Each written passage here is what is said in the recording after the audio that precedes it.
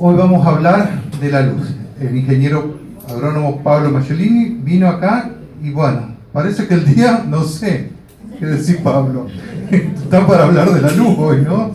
Bueno, justo el tiempo de que, bueno, que no tenemos luz, entonces a ver cómo remediamos, cómo nos arreglamos. Bueno, nos vemos en el intervalo y después en el sorteo. Hasta luego. Marcelo, apaga la luz allí. Gracias Marcelo, buenas tardes a todos, gracias por venir, gracias a la asociación por invitarme. Bueno, mi charla se va a centrar sobre la luz, conceptos, necesidades de las orquídeas. Y bueno, vamos a arrancar. Vamos a ver algunas cositas un poquito técnicas, por ahí algunas diapositivas les van a parecer un poquito pesadas, pero son necesarias. Después vamos a ver algo más práctico y seguramente se va a hacer más llevadero y se van a llevar muchas cosas interesantes. En principio, vamos a definir qué es la luz. La luz es energía. La energía se mueve de un lugar a otro, desde una fuente emisora hasta una receptora, en forma de ondas electromagnéticas. Todos habrán visto alguna vez las ondas electromagnéticas con un dibujito. Esa es la forma que la energía se mueve por el espacio. A la parte de esa luz que nuestros ojos ven, de esa energía que nuestros ojos ven, es lo que llamamos luz. Es lo que nuestros ojos perciben. Y coincide con lo que las plantas utilizan para hacer la fotosíntesis. Para verlo de otra manera. Van a ver algunos cuadros así muy complicados, no le den mucha bolilla, no es importante que se aprendan esto, sino los conceptos que les voy a estar dando y tener una idea de las relaciones. Esas son todas las ondas electromagnéticas, cómo se clasifican según su frecuencia, desde ondas de muy baja energía, como son las ondas de radio, hasta ondas de altísima energía, como son los rayos gamma, los rayos X.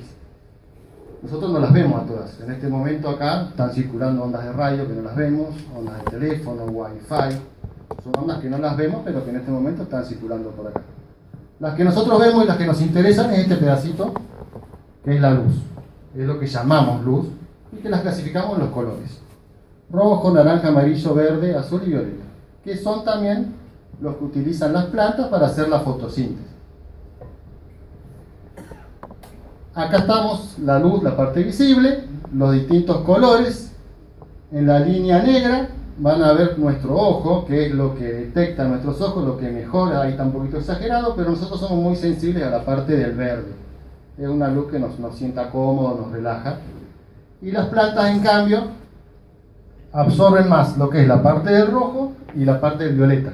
Son las dos frecuencias que la clorofila de las plantas mejor absorben y reflejan lo que es la parte del verde, por eso las vemos verdes a las plantas de clorofila, porque reflejan el verde, absorben las demás y reflejan el verde. Entonces, más o menos, las plantas utilizan lo mismo que vemos nosotros, pero con algún poquito de diferencia en el tipo de luz que ellas utilizan. Vamos a ver fuentes de luz, distintas fuentes de luz. La fuente clásica, que todos conocemos, es el sol, es la fuente por excelencia, emite en todo el espectro, todos los colores, es la más completa. Otra fuente pueden ser las lamparitas LED, las que nosotros usamos en casa. Están adaptadas a nuestro ojo, a lo que a nosotros nos sienta cómodo, emiten en el rango del verde, un poquito del rojo, una luz que a nosotros nos sienta cómodo. Pero no es el que usan las plantas. Después otra fuente de luz que se puede utilizar en cultivos son los paneles LED. Los paneles LED son un montón de LED, no sé si los habrán visto alguna vez, se usan en cultivos indoor, en interiores. Los paneles LED ya están adaptados para emitir en la luz que las plantas utilizan, en las que ellas aprovechan. Por eso van a ver ahí que emiten en el rango del violeta y en el rango del rojo y un poquito menos en el azul. Si alguna vez vieron un panel LED, van a ver que tienen ese color rojizo porque es el que emiten para que las plantas lo puedan absorber, que es el que más utilizan. Entonces, de esas tres tipos de fuentes, según el color que emiten, también podemos clasificarlas según la fuerza que tienen, con qué intensidad emiten. Si consideramos al Sol con un 100% de energía, de intensidad, una lamparita LED de hogar está en un 2%. ¿Qué les quiero decir con esto? Si ustedes le prenden la luz a una orquídea, no le van a hacer prácticamente nada. Primero, que el LED no emite en la luz que ella aprovecha, y segundo, la potencia de un LED que es realmente muy baja comparada con la que las plantas necesitan. Si pasamos a un panel LED que ya está especializado para cultivo, de 100 watts, que son de los más chicos, ya estamos en un 40% de la fuerza que emite el sol. Entonces ahí sí, ya para una planta de interior, ya con un panel LED, ya estamos cubriendo sus necesidades, y para plantas de exterior, que las queremos cultivar adentro, obviamente tenemos que pasar a paneles LED de mayor potencia, ya con 250, 300 watts, ya estamos cubriendo las plantas de pleno sol, las necesidades de las plantas de pleno sol. Bueno, vimos la luz, vimos 3 fuentes distintas, la calidad de luz que emiten y la potencia, una relación entre las potencias de cada una. Seguimos avanzando. Volvemos una.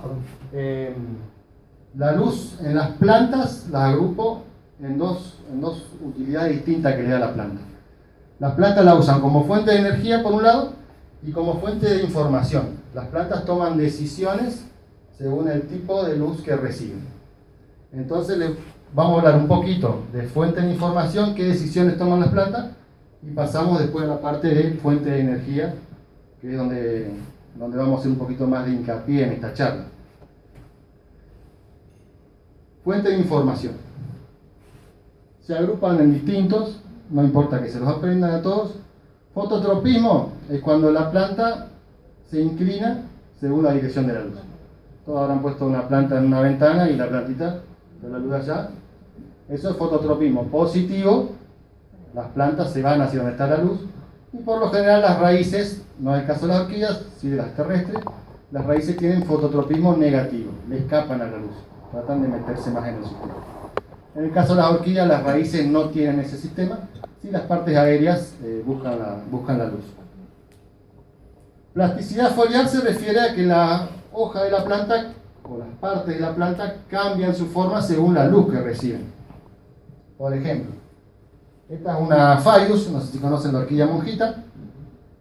Esta de la derecha está cultivada a pleno sol, van a ver que es una hoja más finita, de un color verde más claro. Y esta es la misma, cultivada a la sombra, es una planta más ancha, una hoja más ancha y de color más verde oscuro. Esto significa que la planta cambia su forma según la luz que está recibiendo. Es la misma especie, cultivada en lugares distintos. Regulación estomática significa que la planta detecta cuándo es de día y noche y cuándo abre o no los estomas. Los estomas son por donde la planta respira. Normalmente la mayoría de las orquídeas respiran de noche, entonces cuando ven que se va la luz, abren los estomas para respirar. Es simplemente eso. Y fotoprotección, a veces las orquídeas, cuando tienen mucha luz, van a ver que se vuelven algunas rojizas. Eso es porque crean pigmentos rojizos, antocianinas, que es para protegerse. Después, si sigue recibiendo mucha luz, la planta se empieza a quemar, pero la primera etapa es cambiar un poquito de color para tratar de protegerse de tanta luz. Esto pasamos rápido. Lo que sigue, lo que más nos interesa, que es el fotoperíodo, otra forma en la que las plantas responden a la luz. Y esto nos interesa porque muchas orquídeas dependen del fotoperíodo para decidir cuándo florecer. ¿Qué es el fotoperíodo? Es la forma en la que las plantas saben en qué época del año están. Ellas detectan las variaciones en la longitud de la noche y saben si están en qué estación del año están, si están en días alargándose o en días acortándose. Por ejemplo, orquídeas de días cortos. Son las orquídeas que detectan que las noches se están alargando, son las que florecen en otoño. En verano también, porque en verano los días se van acortando, aunque no parezca, pero se van acortando. Y en otoño también. Entonces detectan que el día se alarga y se inducen a la floración. ¿Qué tenemos acá? Las catrellas de otoño, todas las cruzas con la viata, borrigiana, persivaliana, los catacetum y los cinoches, normalmente florecen más en el verano, pero al detectar que los días se están acortando y la planta ve que se está acercando el otoño y el invierno, envía el estímulo de floración. Los inviernos temprano también. Estas son las orquídeas que llaman de días largos. Después vienen las orquídeas de días cortos, las orquídeas de días largos, hoy mirábamos las otras. Estas son las que detectan cuando las noches se están acortando. En este grupo tenemos las catrellas las que florecen más que nada en primavera. Las gaskelianas, las guarneri, los invidium, las encíclias. Normalmente este grupo de plantas que florecen en primavera, aparte del fotoperíodo, necesita otro estímulo que es juntar frío. Entonces, a veces dependen de los dos tipos, necesitan las dos cosas. Juntar frío para madurar la yema y detectar el cambio en el largo de la noche para alargar el estímulo de floración. Y por último, tenemos las que no responden al fotoperíodo.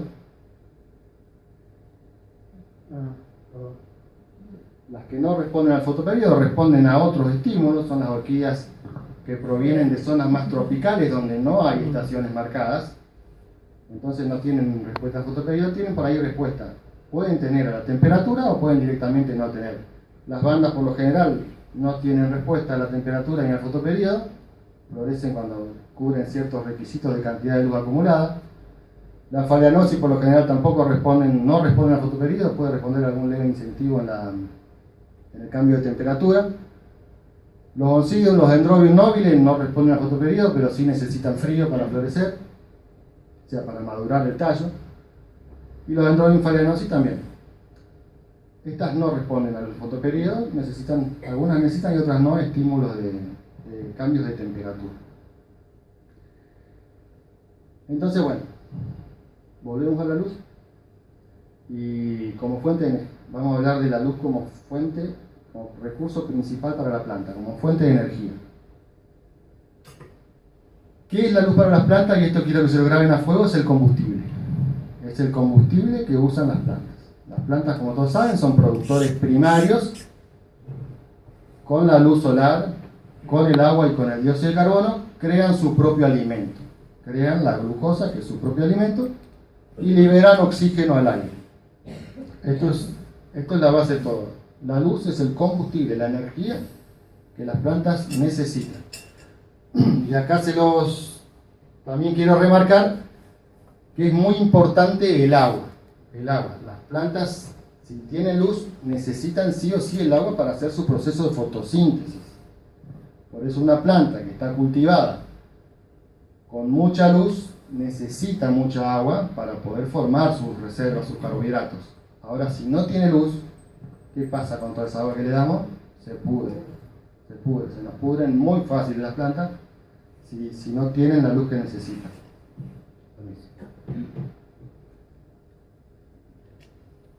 Un ejemplo claro son las phalaenopsis, el clásico ejemplo. Uno se lleva la phalaenopsis a su casa, el que no mata una phalaenopsis que tire la primera piedra. Se pasan de agua enseguida. Claro, son unas plantas que viven en un interior, pero están en un lugar de poca luz, entonces no pueden aprovechar toda esa agua que tienen en el sustrato. Si ustedes van a un vivero productor de phalaenopsis, tienen altísima luminosidad, tienen mucha temperatura y las riegan con una manguera, con un chorro gigante, las riegan hacia todas, le mojan la hoja, le mojan la vara, le mojan todo. ¿Por qué pueden hacer eso? Porque la planta tiene mucha luz, está trabajando a pleno, entonces puede usar toda esa agua, puede consumirla. Nosotros cuando la llevamos adentro de casa tenemos que, al no tener esa cantidad de luz, tenemos que tener los otros recaudos. Entonces, ¿qué le decía? Una planta con buena luz trabaja activamente y necesita agua. Una planta con poca luz tiene un metabolismo reducido y se nos pasa de agua enseguida. Una planta con buena luz necesita nutrientes y fertilizantes, está creciendo y la fertilizamos. Ahora, cuando tiene déficit de luz, por más que le pongamos fertilizante, no va a hacer nada por la planta, porque no tiene combustible. Con buena luz está creciendo y va a florecer. La floración es un gasto de energía enorme para las plantas. Entonces, primero tiene que cubrir su necesidad de crecimiento, cuando le sobra y cuando tiene los estímulos, después florece. Pero primero tiene que cubrir sus necesidades. Si está con déficit de luz, está en modo supervivencia. La planta trata de sobrevivir, toda el agua que tiene de más la trata de evaporar, pero no va a florecer. Y si tiene buena luz, resiste ataques de hongos y insectos. Una planta fuerte, como nosotros. Estamos bien alimentados, estamos fuertes. Las plantas con déficit de luz son las primeras que tienen problemas de hongo, son las primeras que tienen los ataques de cochinilla. Siempre es así. ¿La que sigue? Bueno, vamos a unas cosas un poquito más prácticas. Vamos a empezar a hacer suposiciones. A algunos que están experimentados ya esto les va a parecer aburrido, a otros les va a parecer interesante. Vamos a adivinar, según el tipo de hoja, cuánta luz necesita ¿se puede prender luz? ¿Cuánta luz necesitan las orquídeas? Entonces, si tenemos orquídeas de hoja cilíndrica, se llaman teretes, orquídeas de hoja dura, coriácea, o orquídeas de hojas encintadas, son orquídeas de mucha necesidad de luz, altísima necesidad de luz. Esto es una orquídea que trata de reducir la superficie, porque crece en un lugar con mucha luz, trata de reducir la superficie. Estas son orquídeas con hoja de cinta, que es para que se airee la hoja. Al tener mucha luz se puede sobrecalentar. Entonces, cuando ven este tipo de hoja, que la sienten dura, fibrosa, en forma de terete, ya saben que estas las tienen que poner en lugares con sol. En verano no con sol directo, en invierno seguramente va a necesitar sol directo. A veces también los tonos grisáceos, hay algún tipo de laelia o de catrellas que tienen esos tonos más grisáceos porque la planta crea una cera arriba para protegerse de tanta, las echomburgias, las milmecófilas, para protegerse de tanta radiación. Así que ahí ya tienen un indicativo de que la planta esa que tienen, que están por comprar, es de mucha luz. La que sigue. Bueno, ahora pasamos al rango para abajo. Hojas que siguen siendo duras al tacto, pero ya son un poquito más anchas. Son hojas que, al ser gorditas, al sentirlas duras, necesitan buena luz. Perdón, Pablo, ¿las podés levantar para los del fondo? Más que nada son las catrellas. Este grupo de las catrellas, de las laelias, de los dendrobium. Y si nos vamos un escalón para abajo, tenemos lo que son el grupo de los oncidium o de las miltonias. Estas ya requieren cantidades medias de luz, un poquito más altas a las que tienen las hojas más duras y un poquito menos de luz a las que van a ver con hojas un poquito más blandas. Y el último escalón, el que sigue, son las que llamamos orquídeas de sombra, de poca luz. Las grandes exponentes de este grupo son las Phalaenopsis, esa hoja ancha. La van a sentir media gordita, pero no porque sea coriácea, sino porque ahí tiene su reserva de agua. Esas son plantas más de sombra, los zapatitos, los Paphiopedilum, que es una hoja también finita. Esas son plantas que tienen la hoja ancha para tratar de capturar todo lo que puedan de luz. Entonces les da un indicativo de que son plantas que tienen que ubicar a la sombra. Bueno, más o menos nos vamos a dar una idea de dónde ubicar cada planta. Ahora, las que ya tenemos, las que ya tienen en sus cultivos, ¿cómo sabemos? Hacemos un diagnóstico, ¿cómo sabemos si están recibiendo la luz adecuada? El diagnóstico visual es el más sencillo, el primero que uno hace, a veces lo hacemos en forma inconsciente, lo que ya cultivamos hace mucho. Hojas amarillas. ¿Qué les parece que es esto? Mucho sol. Excelente, exceso de sol. Mucho sol quema la clorofila. No es una planta que se vaya a morir, pero es una planta estresada. No tiene quemadura de sol.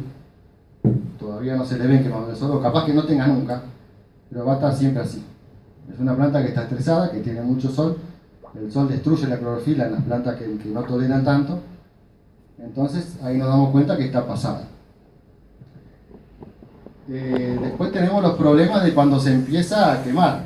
Esto es una planta que está cultivada con al borde de quemarse.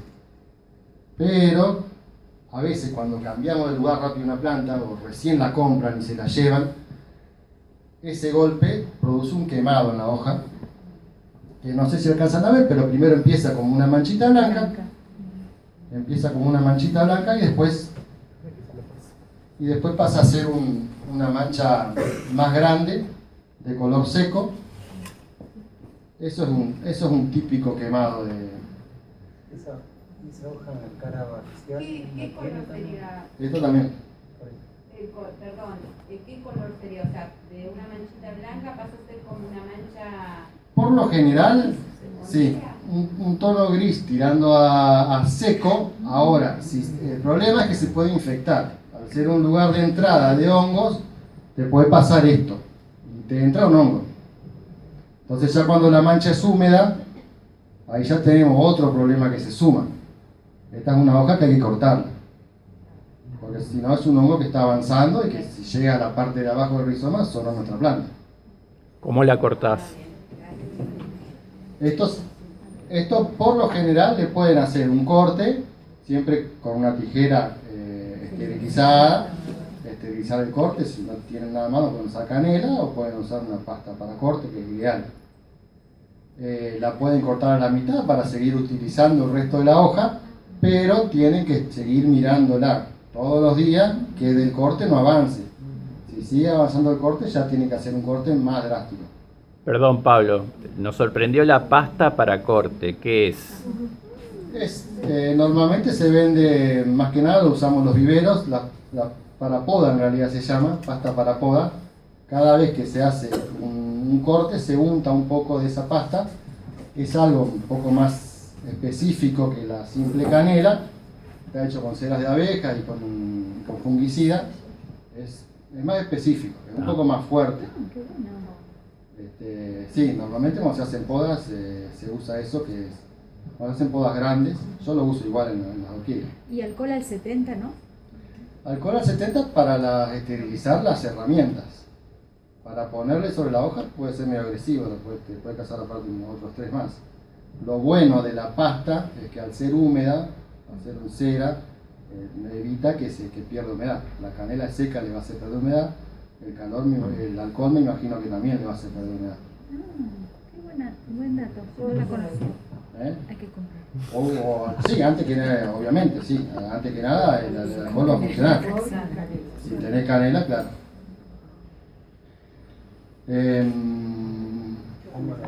Sí, esas son las que estaba mostrando, cómo arranca el daño. Por ahí en la Phalaenopsis, no, que voy a seguir mostrando otro más. Por ahí en la Phalaenopsis, el quemado se vuelve como más húmedo porque al ser también reserva la hoja, van a ver que no se vuelve tan seco, sino que la hoja se pone húmeda. Ahí tienen que cortarla al ras. En Phalaenopsis funciona muy bien la pasta esa. Nunca he probado canela, pero la Phalaenopsis es más complicada. Al tener la hoja tan carnosa es más difícil. La que sigue. Bueno, ahí está como avanza. Es el clásico. Estas son unas orquídeas que tenían un rincón oscuro de mi vivero y las saqué en marzo, y fue muy bruto el cambio. No se la aguantaron y se marcaron así. La que sigue. Bueno, esa es la que estábamos viendo, los colores tirando amarillentos. Algunos cultivan las cartelillas así. A mí no me han dado resultado. Tan amarillentas no me han dado resultado. La que sigue. Bueno, pero ¿cuál es la que va? ¿Cuál es la que sirve? Hojas verde amarillentas, hojas verde limón. Este sería un tono de una planta que está recibiendo la luz adecuada. Un verde clarito, como decíamos, es una planta que resiste ataques de hongo, que resiste ataques de enfermedades, que está creciendo a pleno y, por supuesto, tiene su espata con sus pimpollitos dentro. Ese es el color que uno tiene que buscar. ¿Cuál sigue? Y poca luz es este. Muy oscuro. Poca luz. Esta planta hace años que está en el rincón más oscuro del vivero. No floreció nunca. Está llena, está hermosa la plantita. Bueno, algunos van a decir que está hermosa, pero es una planta que nunca floreció. Fácil de tener 6-7 años. En estos lugares son donde siempre arrancan las cochinillas, donde siempre el que menos tenés que regar porque la planta no está trabajando, no puede usar el agua. Pero en definitiva estos son los tres colores, acá están bien contrastantes. El exceso de luz, el color ideal. Fíjense que ninguna de estas tiene espata, esta está con su espata, con su floración, y este es el que tampoco queremos. Pablo, vos dijiste de las cochinillas, pero en las carcleyas, ¿falta de luz es proporcional a tener cochinillas? ¿O no tiene nada que ver? Sí, en mi experiencia sí. Sí, estas plantas son las primeras que miran. Aparte, tiene que ver el lugar donde están. Como están en un lugar oscuro, en un rincón del oscuro, donde también hay más humedad, la planta no está a pleno, no tiene toda su defensa, es el lugar donde siempre me atacan las cochinillas. Es decir, y las que están en la mejor mesada, ahí, eso es lo mejor de todo. Esas no tienen cochinillas, no tienen hongo, son las que no fallan nunca. Una pregunta personal. Pero siempre arrancan ahí. Ese lugar oscuro de su espacio, de su vivero, es el primero que tienen que todos los días tienen que revisar. ¿No tiene que ver también la ventilación? Claro, sí, porque esos rincones oscuros son... Tampoco les entra aire. Uno quiere rellenar todo, quiere usar todo el espacio, siempre entra más horquilla, pero... sí. Es verdad. Bueno, eso es lo que les mostraba recién, los tres tipos de colores y cuáles son los... Por ejemplo, esto debe ser una cruz aragoncilla, una victoria, y este es el color también ideal. Y esta, por ejemplo, esta estaba en un lugar oscuro, igual que esta, creo que estaban juntas, y de ansioso la saqué afuera, ¿y qué me pasó? Se me quemó. Me dio las patas. Me dio las patas, pero no sé si le voy a poder dejar la flor porque ya le tuve que cortar una hoja, y esta seguramente se la tengo que cortar, así que no me resultó, no hay que ser ansiosos. Los cambios de lugar tienen que ser paulatinos. Hacemos un corte. Hacemos un cortecito porque Perfecto. vienen unas cositas un poquito más técnicas, 2, 3 cuestiones, y después seguimos otra vuelta con más práctica. Bueno. Qué bueno. Distintos colores, un diagnóstico visual de cómo está la planta por la luz que recibe. Ahora vamos a meternos un poquito más, vamos a tratar de medir. ¿Cómo se mide la luz? Un indicador es el lux. No es el ideal para las plantas, no es el que se usa para las plantas, es el que se usa más para nosotros en fotografía, pero es un indicador fácil. ¿Por qué digo fácil? Porque se pueden bajar una aplicación en el celular que se llama Lux, Luxómetro, hay un montón, y el sensor del celular está precisamente calibrado para medir el lux, y con eso pueden medir la luz de sus distintos ambientes, dentro de su casa, en su vivero o en su patio. Para empezar a dar ejemplos, no si no importan los números, pero lo que importa son las relaciones, que es lo que yo les quiero marcar. Un día promedio al mediodía en primavera tenemos 80.000 lux de intensidad. Un día promedio en verano tenemos 110.000 lux. Un día de otoño 70.000, un día de invierno 40.000 lux. Acá ya tienen una primera relación para ver. Un día de invierno tiene la mitad de intensidad del sol que un día de primavera y casi una tercera parte de lo que las plantas reciben en un día de verano. O sea, en invierno, en los lugares como este, donde tenemos estaciones marcadas, baja muchísimo la intensidad de la luz. Principalmente porque el sol está más acostado en el horizonte. Los rayos de luz tienen que atravesar una capa más gruesa de atmósfera y llegan con menos intensidad. Entonces, la que sigue. Seguimos con valores aproximados. Si un día al mediodía tenemos 100.000 lux al rayo del sol, a la sombra tenemos 20.000 lux. Acá ya tienen otra relación. Si una planta de sol la pongo a la sombra, la estoy matando de hambre. Si una planta de sombra acostumbrada o que evolucionó para aguantar 20.000 lux, la pongo al rayo del sol, la voy a quemar seguramente. Y el otro escalón es el interior de la casa. En promedio podemos decir 1000 lux. En general es bastante más bajo. La que sigue. Y no todo, aparte, no todo el interior. No todo el interior es igual. Si estamos cerca de una ventana, uno siempre recomienda tener orquídea, cualquier planta, ponerla cerca de la ventana. Si estamos cerca de la ventana, podemos estar llegando a los 2500 lux de luz difusa que nos entra, pero si nos alejamos de una ventana, ya 1,5 metros o 2, ya estamos en los 200 lux, 150, que es una luz que a nosotros nos resulta agradable. Nosotros estamos cómodos, queremos que no haya sombras, queremos una luz tenue. Esa es la que nosotros siente cómodos, pero a las plantas no le alcanza para hacer fotosíntesis. Eso es algo que quiero dejar muy claro. No es lo mismo 1 metro de distancia desde una ventana para el interior, es una caída de luz enorme para lo que las plantas necesitan. ¿La que sigue? Y tampoco es lo mismo en los viveros, en nuestros espacios. Ese es mi vivero, yo medí. Ustedes pueden jugar, si bajan la aplicación, le piden a alguien que se la bajen, con el celular pueden jugar. No importa el valor absoluto, lo que importa son las relaciones para que ustedes entiendan cómo va cambiando la luz. Yo tenía ese día 15.000 lux allá arriba, tenía 5.000 en las plantas que están en el medio y tenía 1.500 en las plantas que están abajo. Las que están arriba, no sé si se alcanza a ver, van a estar verde clarita, la del medio también verde clarita y la que están hacia abajo están oscura, verde oscura, porque las mismas plantas le dan, cada estrato de plantas que pongamos le va a estar haciendo sombra a las de abajo. Un coleccionista, nosotros siempre vemos espacio donde poner una planta más. Pero bueno, la plantita que está abajo no quiere más plantas arriba.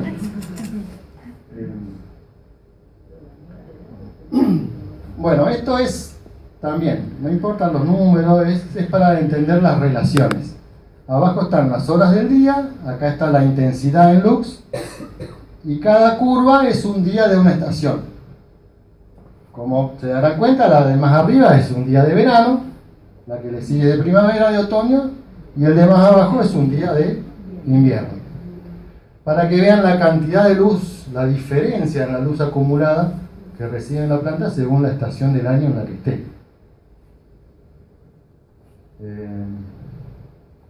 Bueno, sí, ahora agrupamos un poquito las plantas según su necesidad de luz.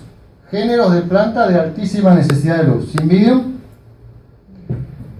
y banda. Como decíamos hoy, plantas de hojas coriáceas, vienen de lugares distintos, hábitos de crecimiento distintos, pero los dos necesitan mucha luz. Intensidad de 40 a 60.000 lux es lo que necesitan estas plantas para poder crecer cómodas, las que tienen en sus lugares de origen. Entonces, el grafiquito que veíamos hoy, según el día en cada estación del año, y le trazo una línea con las necesidades de estos géneros que son de alta necesidad.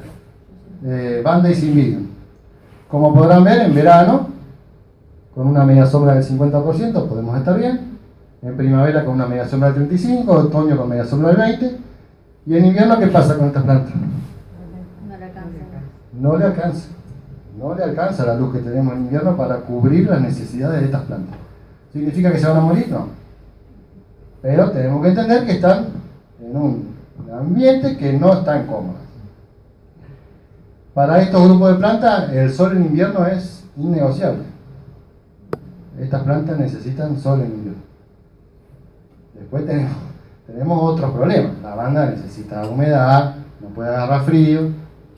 Sí o sí va a tener que estar en un lugar cerrado. La Cymbidium no tiene más problema, no tiene tanto problema con el frío, además necesita frío, o sea, puede estar más afuera, le puede dar el sol directo.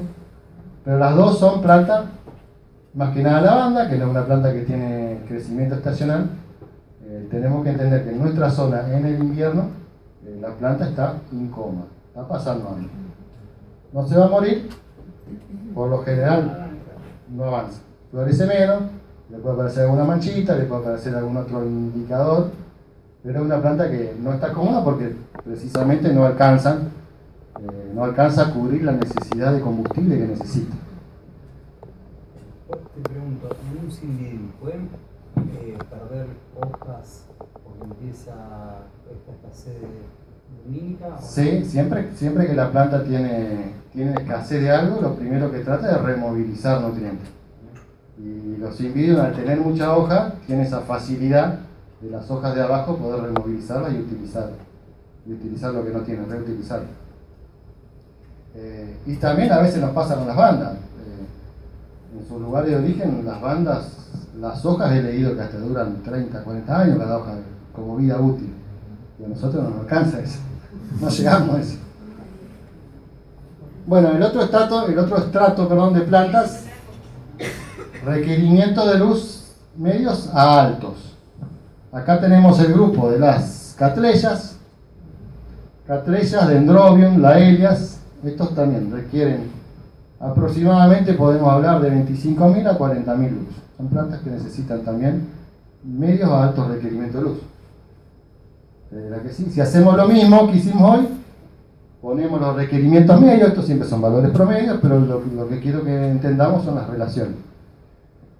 En verano media sombra del 65%, en primavera del 55%, en otoño del 40%, y en invierno son plantas que van a estar muy agradecidas si le damos sol directo. Son plantas que en invierno van a estar muy agradecidas. Obviamente, algunas las tenemos que cuidar del frío, pero son plantas que las catrellas, los dendrobium, que necesitan también terminar de madurar el otoño para después pasar el invierno, también. ¿El sol directo significa que al mediodía también? Sí, ¿En invierno? sí, porque estos son valores del mediodía. El alto de la curva es la intensidad al mediodía. Sí, en invierno, para este tipo de plantas de requerimientos altos y medios altos, están muy agradecidas con el sol directo. Pero teniendo en cuenta por ahí los demás parámetros, la temperatura, la humedad. ¿Sí? Perdón. Además de la intensidad que requieren de luz, ¿también se habla de un tiempo? ¿O es solamente lo que señalaste hoy de la diferencia entre la noche y el resto del día? No, sí, excelente pregunta. Todas necesitan de estas intensidades que estamos hablando, cubrirlas por un periodo al menos de 6 horas. O sea, no es solamente en un momento, más que nada las de alta intensidad. Después cuando veamos un poquito las de menos requerimiento, por ahí con un poquito de buena luz alcanzamos a cubrirlas. Pero las de alta sí necesitan acumular durante el día, no solamente en un momento. Con 6 horas por ahí ya medio que ya es suficiente. A veces uno las cultiva que le dé la mañana hasta el mediodía, o que le dé después de que pase hasta la tardecita. Pero sí, gracias por la pregunta. ¿Podés volver un cachito? ¿No? Ahí cuando les pongo media sombra del 75, no quiere decir que en cada estación de baño tienen que cambiar la media sombra. Es buscar una promedio. Si le ponen una promedio de 50, bueno, en verano va a recibir un poquito más, no quiere decir que por un poquito más se vaya a quemar. ¿El color de la media sombra también tiene incidencia en el tema de luz? Sí, el color de la sombra cambia el espectro que pasa. Por lo general, la media sombra verde no tiene tanto problema porque retiene lo que es verde, entonces no es uno que use la planta. La negra hace un corte total al porcentaje con el que viene. Ahora se bueno, está usando mucho la gris. y la gris lo que tiene de ventaja es que refleja lo que es ultravioleta, entonces por ahí las plantas no reciben tanto el ultravioleta que las calienta, pero tiene esa ventaja. En lo demás no te cambia el espectro. La blanca tampoco. No. ¿Y las chapas, esas transparentes? Las chapas transparentes todas tienen su nivel de opacidad. La chapa transparente tiene su nivel de opacidad, puede ser del 20, del 30%. O sea, es como que tengas una media sombra livianita. La chapa que es plenamente transparente no dura mucho. Eso hay que tener en cuenta. Sí. Yo tengo transparente y Sí. Pasamos. Bueno, el que le sigue, niveles medios bajos de luz, los oncidium, las miltonias, relacionándolo con lo que vimos hoy, tienen la hoja un poquito más finita, entonces son de un poquito menos luz que estas que tienen las hojas un poquito más duras. Podemos hablar de entre 15.000 y 25.000 lux. Y si hacemos el cuadrito, es una planta que incluso en invierno, esta sí ya, hasta en invierno tenemos que cuidarlas. Esta sí no le podemos dar sol directo en invierno. Lo que son oncidium, miltonias, miltoniopsis, esas ya sol directo en invierno no, hay que cuidarlo. Les puede dar, si quieren tomar un poco de relaciones, les puede dar hasta para las 9, 10 de la mañana, le puede dar el sol. Después ya es posible que se empiecen a quemar o a poner un poco más amarillo. Y las últimas, la de menos requerimiento de luz, las clásicas son las phalaenopsis, los zapatitos y algunas terrestres, ahora están bastante de moda las terrestres por lo lindo de la hoja. De 10 a 15.000 lux es lo ideal. pero sabemos que las Phalaenopsis funcionan con bastante menos, funcionan en un interior, obviamente con los recaudos que hay que tener con los riegos, pero funcionan con 5000 lux cerca de una ventana. Las Phalaenopsis funcionan bien, no es el óptimo, pero funcionan y pueden florecer. ¿La que sigue? Y esto es lo que les decía, si hacemos lo mismo, obviamente en verano estamos dando media sombra del 85%, son plantas de sombra, sombra total. En la parte más abajo del vivero, ahí en la última mesada, o adentro directamente, ya que la Phalaenopsis también es planta que no tolera mucho los cambios de temperatura, funciona bien en el interior. Y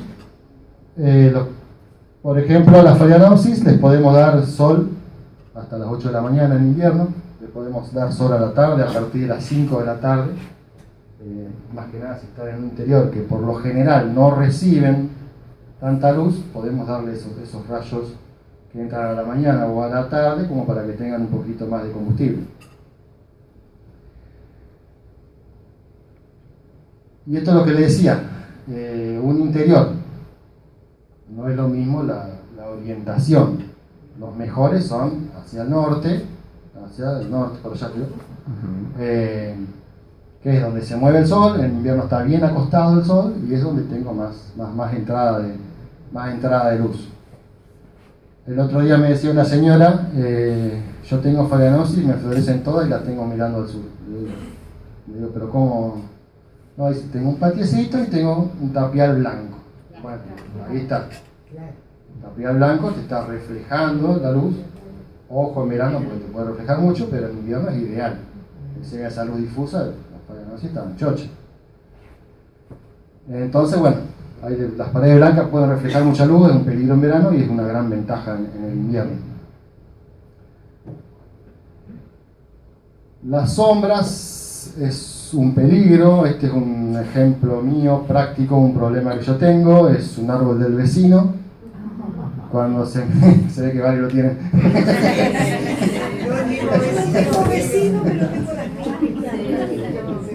Tiene un sauce criollo, en el otoño se empieza a acostar el sol y le da sombra hasta que pierde la hoja en el invierno. Encima es duro para perder la hoja porque estamos en una ciudad, me genera unas sombras terribles. Eso es lo que yo le contaba hoy, de ansiedad corro la planta, la llevo acá a esta mesada, la corrí de golpe y la quemé.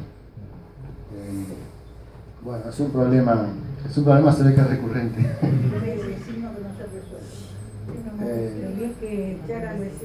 Pablo, te consulto con respecto a eso. Sí. ¿Cómo haces para mover la planta, digamos?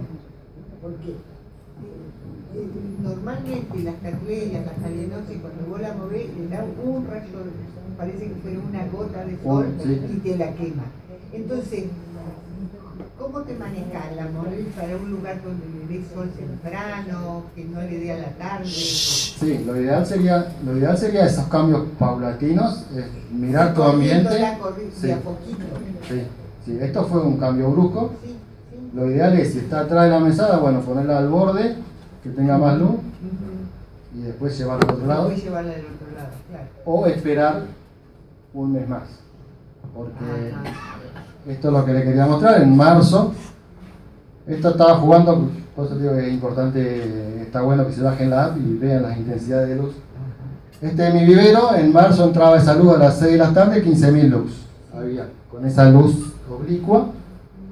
A la Phalaenopsis yo no me animo todavía a ponerle eso, lo estaba viendo para ver si sacaba la Phalaenopsis o no.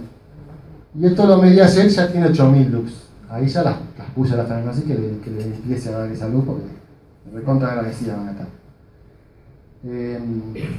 Por eso, ahora, si yo hago eso ahora, un mes y medio después, no pasa nada. Claro. Porque la intensidad bajó el doble. En un mes y medio, la intensidad bajó el doble. El problema es cuando empiece el otoño, digamos, moverlas enseguida. No tengo que apurarme. La ansiedad es el problema que tenemos los biófilos.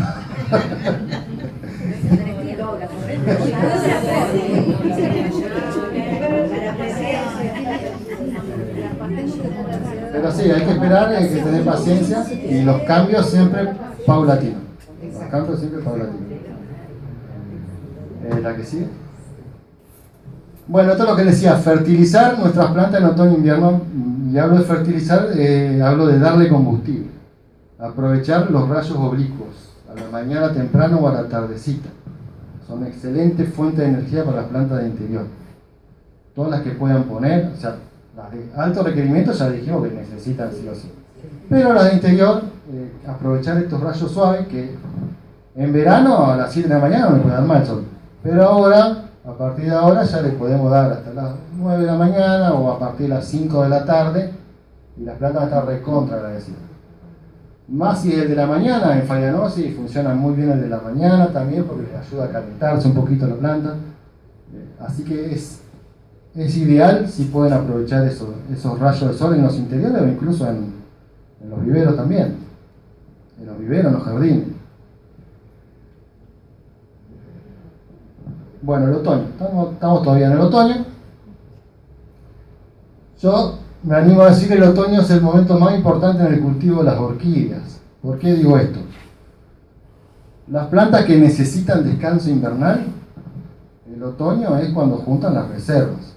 Cuando juntan las reservas porque después están dormidas. Como los animales, necesitan juntar reservas para invernar, los que invernan.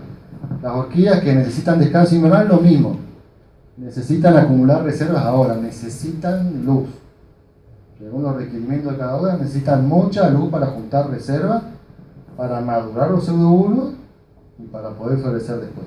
¿Cuáles serían, Pablo? Y en ese caso estamos hablando más que nada de los dendrobium, estamos hablando de las cartrellas que florecen en primavera, y abajo hablo de las bandas, Bien. que son las que no descansan y las que sabemos que cuando venga el invierno van a pasar hambre. Necesitamos fortalecerlas ahora, porque después van a tener frío, entonces necesitan fortalecerlas ahora. ¿Pasamos? Y bueno, y se acerca el invierno. Orquídeas de mucha necesidad de luz, como hablábamos hoy, sol directo, siempre teniendo en cuenta los demás recaudos de los demás requerimientos. Pero necesitan sol directo estas plantas, necesitan mucha luminosidad, el grupo de las cartrellas. Eso sí, hay que tener en cuenta, por ejemplo, yo le digo, esta necesita sol directo en invierno, pero bueno, ya tengo un nylon que me va a tapar 10 o un 15%, si el nylon es nuevo, un 10%, si el nylon tiene 2 años, me va a tapar un 15% de la radiación. Si le agrego una malla antihelada, le estoy tapando otro 25%, entonces hay que ir teniendo recaudos. Estas plantas le pueden poner la malla, pero se la van a tener que sacar de día, porque si no, van a estar pasando más hambre. Lo mismo pueden hacer con las cartrellas. Si le ponen malla antihelada, traten de ver alguna forma de sacársela durante el día para que reciban sol directo. Una consulta con respecto a las cimbidium. Ajá.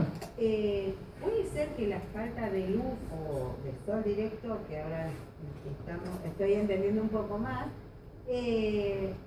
haga que se achiquen o desaparezcan los pseudobulbos? O sea, como que vayan perdiéndose. Claro. Puede ser que con el tiempo, con los años, a la planta al tener hambre vaya haciendo bulbos cada vez más chicos. Claro, eso. Sí, y vaya desapareciendo, o sea, sí. Es posible. Sí. Puede ser por falta de luz, puede ser por algún otro exceso de algo más. Si la regás mucho bueno, pero ahí se te puede ir bien seguida. Si la regás en invierno, lo más probable es que se te pudra de una. Pero si se va achicando la planta es porque está en un lugar que no le gusta. O sea, lo principal. Da nuevo, pero no como cuando la compré. Lo Eran más- más gorditos. Sí, lo más probable es no falta de es luz. tan feo, o sea, no es que, porque la señora a la que se lo compré me dijo, fíjate si está blandito, eliminalo. Y directamente ahora la trasplanté porque vi que tenía hormigas y hongos, le salieron unos hongos marrones. Y noté que se van quedando como sequitos. Sí, Los bulbitos se van quedando más chiquitos. no es ideal trasplantarlo ahora. Obviamente, si tenés un problema de pudrición, lo tenés que hacer. No es ideal hacerlo en esta época. Si se van achicando, es porque la planta no tiene energía, no tiene combustible, está en un lugar que no le gusta. Las cimbidium necesitan mucha luz y muchísima en el otoño, que es cuando tiene que terminar de madurar madurar el bulbo y de largar la cantidad de hojas que necesita para poder ese bulbo maduro después florecer cuando tenga la inducción de la cantidad de temperatura. Pero sí, lo más Claro, probable... Por esa urgencia la tuve que trasplantar hace 2 semanas, 3 semanas. Tratar de darle toda la luz que pueda. Que pueda. Sí. ¿Y fertilización? Primero luz.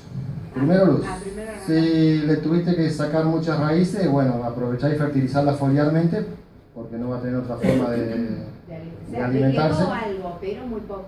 Muy poco. No, por lo general. Para mí eran las hormigas, se la estaban comiendo. Sí, puede ser, puede O ser. la estaban cortando. A veces las hormigas son aliadas de los invidium, a veces conviven, pero en casos en los que la planta está débil, ya pasa a ser contraproducente. Claro.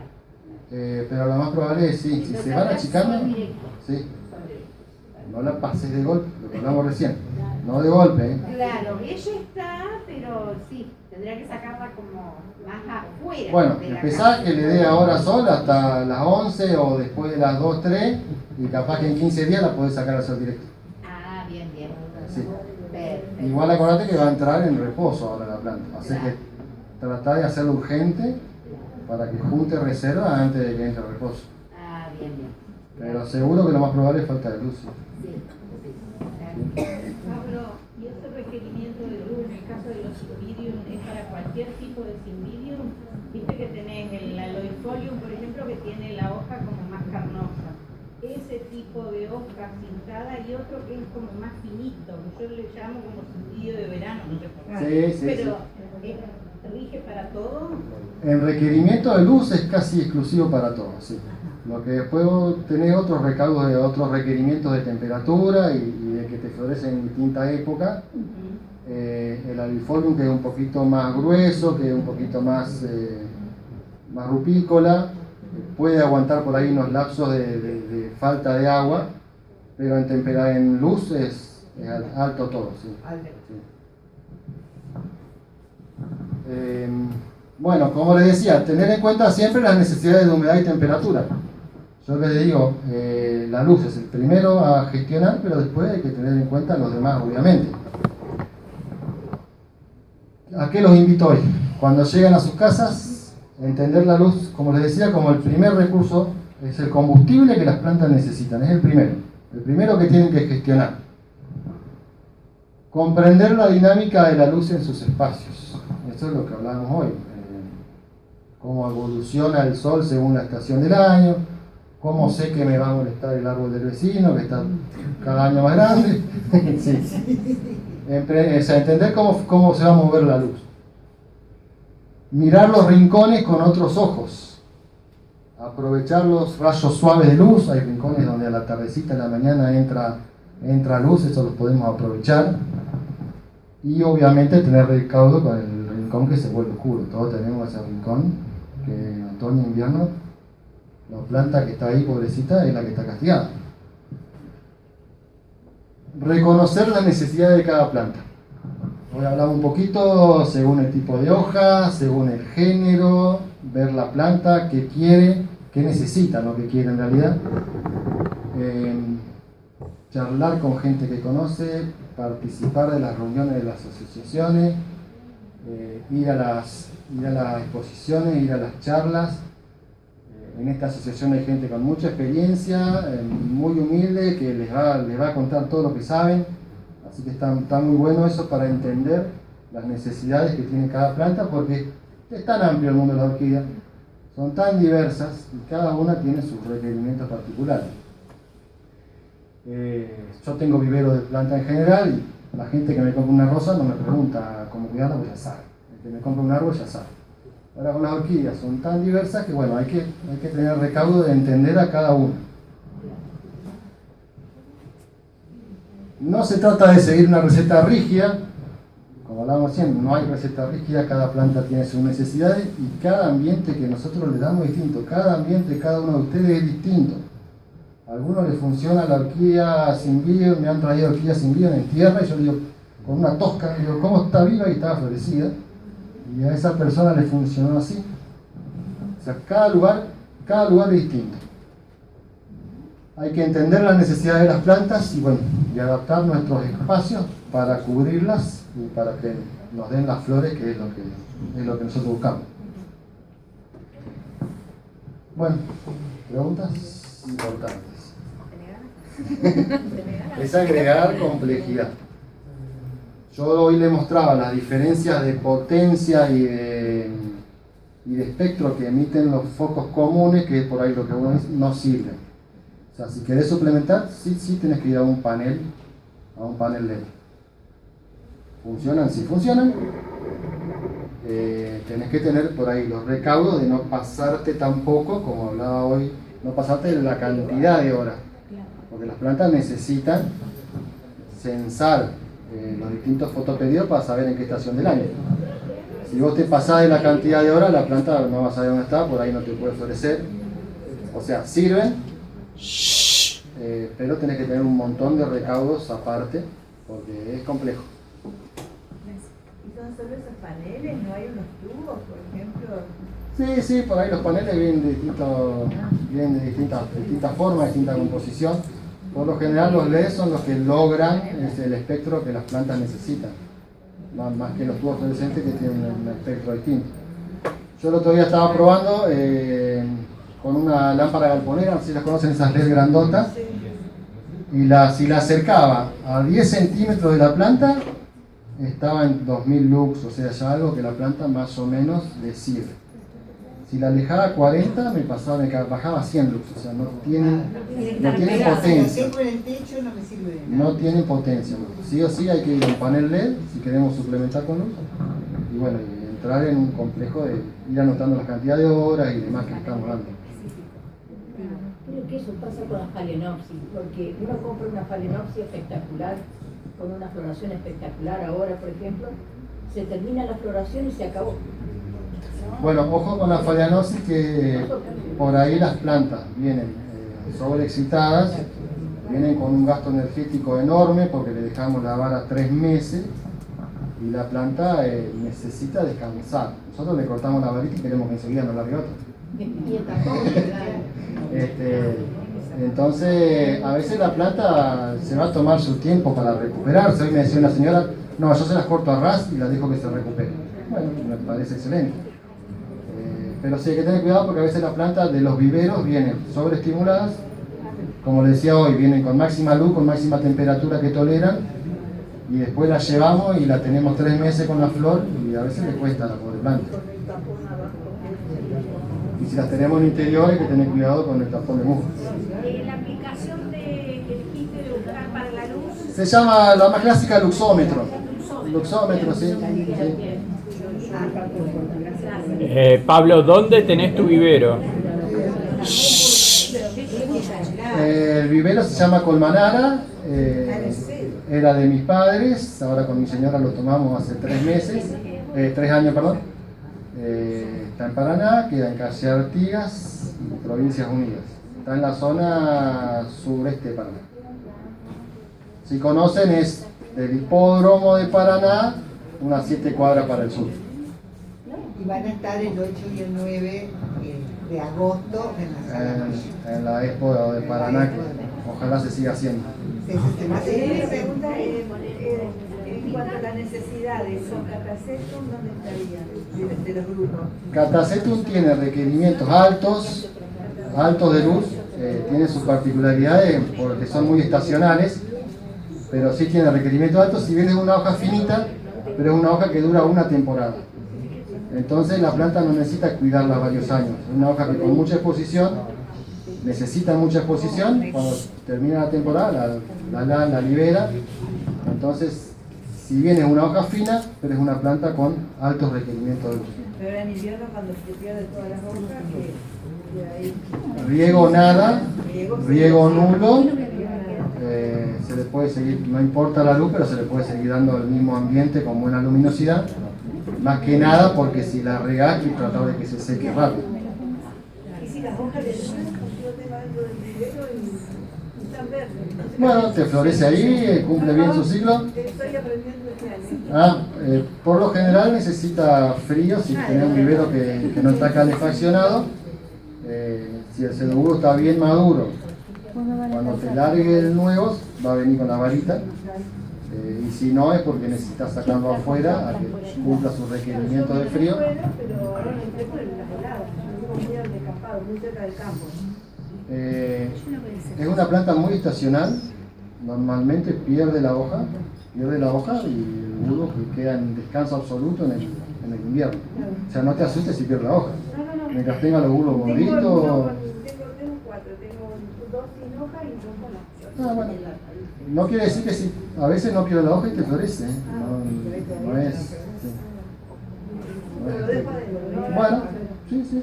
Pero el riego, sí. El riego, cortáselo. A veces te termina perdiendo la hoja porque no lo regas más. Pero el riego, sí, cortáselo. Una consulta. Sí. ¿Reciben contingente? Sí. ¿En el Sí. De 20 personas, 23. Sí. Sí. Vamos a conectar. Bueno. Los amigos del jardín. Bueno, muchas gracias a todos.